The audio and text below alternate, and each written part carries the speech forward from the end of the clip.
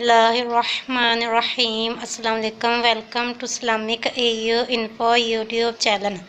तो आज मैं जरकान का इलाज अपने बहन भाइयों से शेयर करूंगी। तो आप लोगों से रिक्वेस्ट करूंगी कि वीडियो को कंप्लीट वॉच कीजिए और वीडियो को आगे से आगे अपने फ्रेंड्स, रिलेटिव्स और फैमिली मेम्बर में ज़रूर शेयर करते रहा करें, ताकि कोई ना कोई अमल करता रहे, आपके लिए मेरे लिए सवाब का काम बना रहे।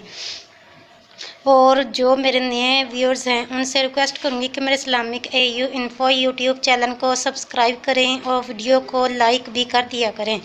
जो मेरे पहले से व्यूअर्स हैं उनके लिए थैंक यू सो मच। तो आज जरकान का रूहानी वजीफ़ा मैं आपसे शेयर करूंगी। सब्बाह लिल्लाहि मा फिस समावाति व मा फिल अर्द व हुवल अज़ीज़ुल हकीम। पारा नंबर 28 सूरह हशर की आयत नंबर 1 101 मरतबा पढ़कर पानी पर दम करके पिलाना जरकान के लिए इंशाअल्लाह नहायत मुफीद रहेगा।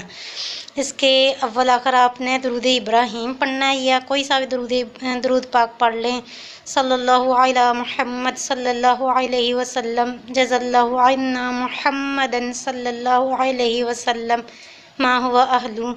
लेकिन ज़्यादा बेस्ट दरूद इब्राहीम है, दरूद इब्राहीम ही पढ़ लें 2-2, 3-3, 5 या 7 मरतबा।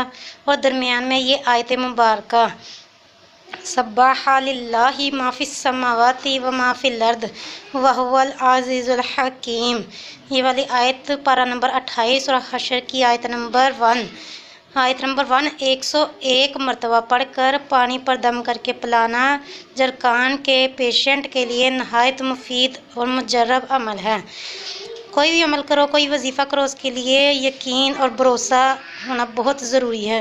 ये कलाम इलाही है, कुरान पाक की आयत, अगर आप यकीन के साथ करोगे अल्लाह ताला के फजल और करम से आपको ज़रूर फ़ायदा होगा।